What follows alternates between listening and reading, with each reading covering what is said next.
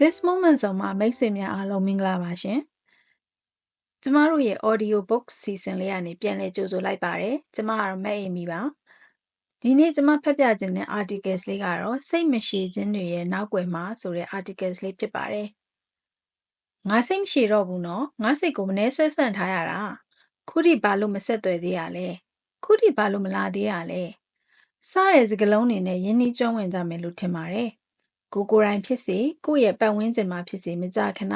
ကြားနေရစမြဲလို့လည်းထင်ပါတယ်။ဒီတစ်ပတ်မှာတော့စိတ်မရှည်ခြင်းတွေကနေကြုံတွေ့ရတဲ့အခါ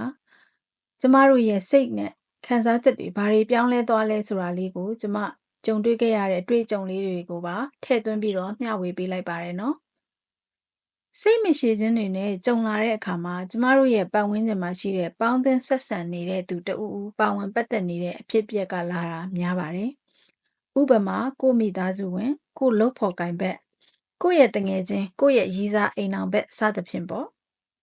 အဲ့လိုစိတ်မရှည်ခြင်းဖြစ်ရခြင်းရဲ့နောက်ဆက်တွဲကနေပေါင်းသင်းဆက်ဆံရေးအဆင်မပြေဖြစ်ပြီးကွဲကွာသွားရတဲ့အထိဖြစ်သွားရတဲ့ဆက်ဆံရေးတွေလည်းအများကြီးတွေ့ကြုံပူကြပါတယ်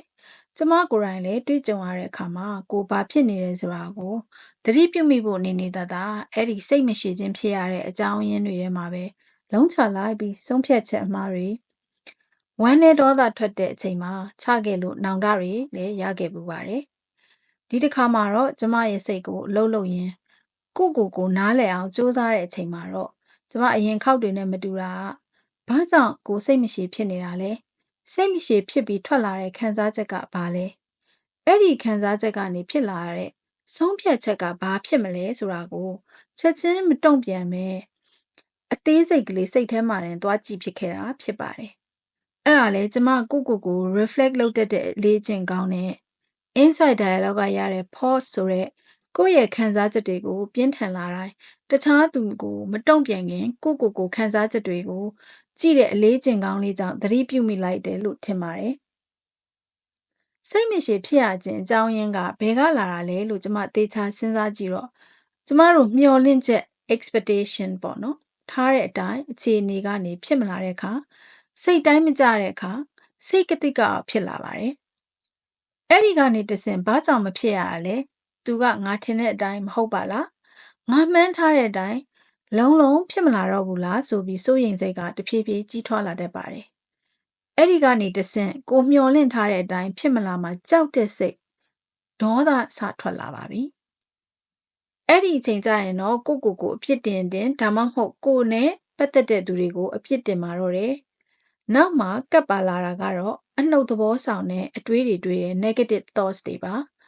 အဲ့ဒီအတွေးတစ်ခုကနေတဆင့်ပွားသွားလိုက်တာနောက်ဆုံးကိုအဆက်မပြတ်အနှုတ်သဘောဆောင်တဲ့အတွေးတွေ negative အတွေးတွေကိုပဲတွေးမိပြီးကိုစိုးရိမ်စိတ်တွေနဲ့ပြေမှန်းမသိပြေလာတဲ့အထိပါပဲဒီလိုချိန်နေမှာဆိုရင်တော့တတိအတိစိတ် mindfulness ဆိုတာကတော့အဝေးကြီးမှာကြံနေခဲ့ပါပြီဒီစက်လေးတွေဟာကျမအခုရေးပြနေတော့တဆင်ချင်းစီဖြစ်နေလို့ထင်ရပေမဲ့အမှန်တကယ်စိတ်ဖြစ်စင်မှာဆိုရင်တော့10မိနစ်အတွင်းဖြစ်နိုင်တဲ့ခံစားချက်တွေဖြစ်ပါတယ်။ဥပမာနဲ့မြင်သာအောင်ပြရမယ်ဆိုရင်တော့ကျမတို့ဟာကိုချစ်ရတဲ့သူကိုမျှော်လင့်နေတဲ့သူစီကပြန်စားလာဖို့စောင့်နေရဆိုပါစို့။ကိုပို့လိုက်တဲ့စာကိုဖွင့်တော့မဖတ်ဘူးဆိုရင်ကိုပဲကျမတို့မှာစိုးရိမ်စိတ်တွေတက်လာမယ်။ကိုပဲစာပို့လိုက်တာမှားသွားပြီလား။သူကငါ့စာကိုမပြန်ရင်ငါကတိမ်ငင်ရတာပေါ့အောက်တာပေါ့သူကငါ့ကိုစိတ်ဝင်စားဘူးလားသူကလူကောင်းရောဟုတ်ရဲ့လားငါ့ကိုလိန်နေတာလားစသဖြင့်အတွေးတွေကစက်တိုက်ဆိုသလိုဖြစ်လာတာကနေစပြီးအဖြစ်မှန်ဟာဘာလဲစဉ်းစားချိန်တောင်မရတော့တာပဲကျမတို့ဘက်ကနေတခြားလူကိုဝေဖန်ပြီးကောက်ချက်ချပြီးသားသလိုဖြစ်နေပါတယ်ကိုယ့်ရဲ့ခံစားချက်ပြင်းထန်တဲ့အချိန်မှာကိုယ့်ထင်ခြင်းနဲ့ကိုယ်ပဲဆုံးဖြတ်ချက်ချပြီးလုံးဝမဆက်သွယ်ဘူးဆုံးဖြတ်ချက်ချလိုက်မယ်ဆိုရင်တောင်ဆက်ဆံရေးတစ်ခုပျက်စီးသွားခဲ့ရပါပြီ။အမှန်တကယ်ကဟိုဘက်ကသူမှလည်းချက်ချင်းစာမပြနိုင်တဲ့အကြောင်းရင်းရှိခြင်းရှိမှာပါ။ဒါပေမဲ့ကျမတို့ကအဲ့ဒီလိုစဉ်းစားဖို့အချိန်လေးတောင်မပေးနိုင်ခင်မှာပဲတုံ့ပြန်မိတာများတတ်ကြပါတယ်။နောက်ကျမမိတ်ဆွေပြောပြတာဆိုရင်သူနဲ့သူ့အဖေနဲ့စကားများကြရင်သူ့အဖေကသူလုံးဝမျှော်လင့်မထားတဲ့နာကြီးစရာကောင်းတဲ့စကားတစ်ခုကိုပြောလိုက်တဲ့အချိန်မှာ